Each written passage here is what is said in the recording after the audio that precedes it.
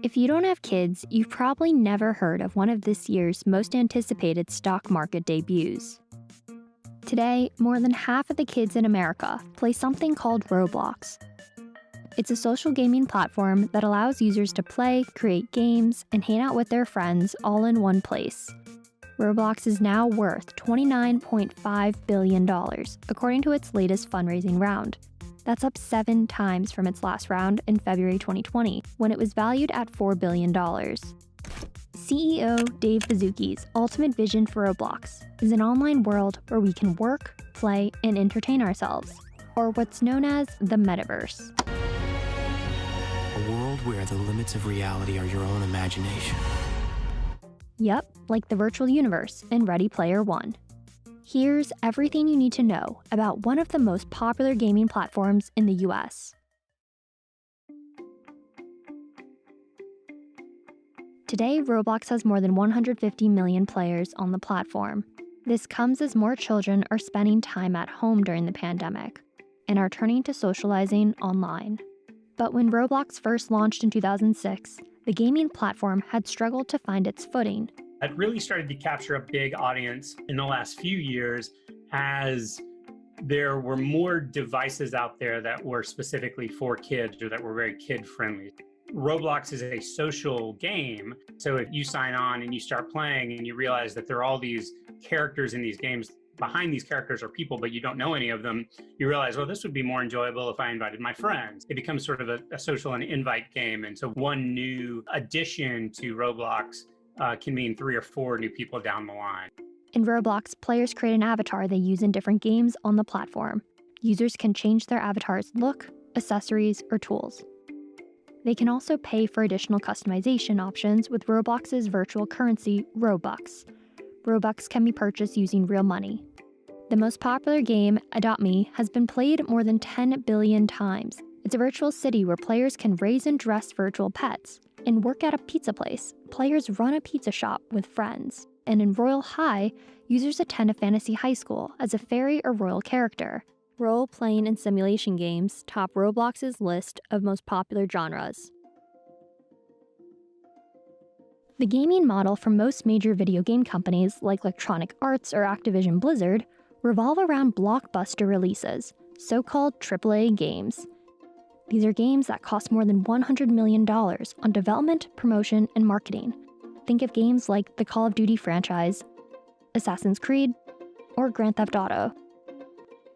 What's fascinating about Roblox is their margins theoretically should be a lot higher than traditional game makers and traditional platforms, because that content that's driving users is being created by the users. The cost that they have in content is really only in building that Roblox game engine for you and I to be able to easily make content. Roblox's game creation toolkit, Roblox Studio, allows anyone with an account to make a game on the platform.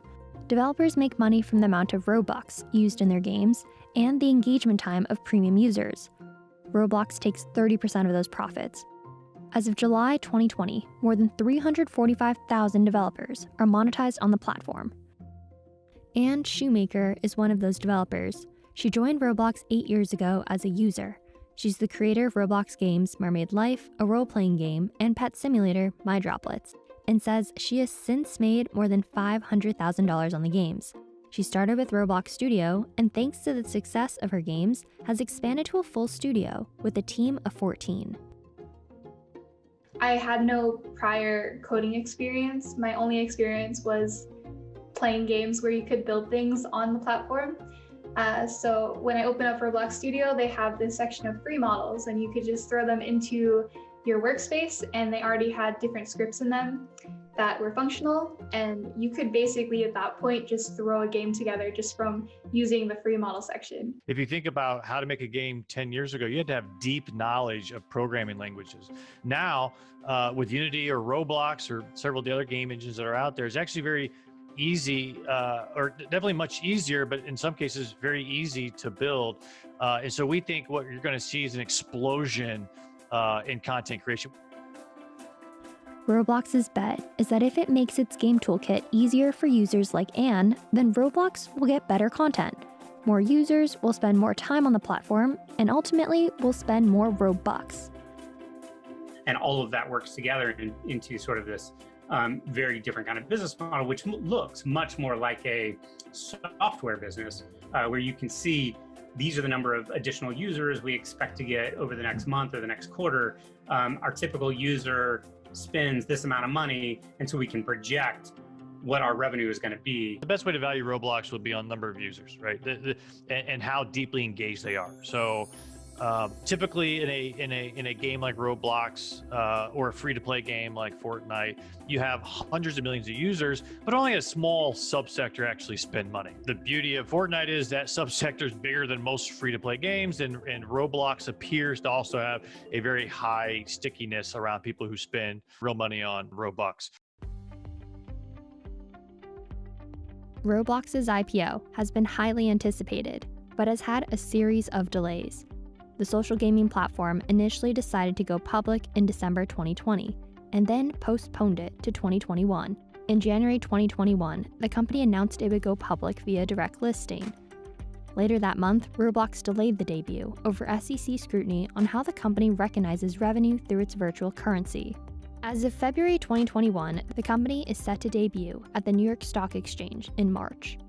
Despite the delays, it doesn't look like Roblox's sky-high valuation will be dropping anytime soon. The extreme valuation growth that Roblox has seen of late, going from $4 billion in 2019 to close to $30 billion in its latest round, sort of its pre-public round just recently, is a reflection of a couple things, really. One is the growth of the company during COVID has been extremely impressive and very efficient. So they are showing that they can attract new users and get those new users to spend money without spending a ton of money to acquire them, to get them to play. We know that Roblox has been able to maintain this level of strength for a long time.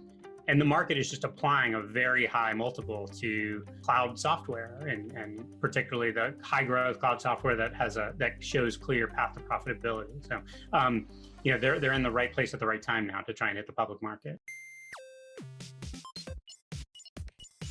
Roblox calls the games on their platform immersive experiences.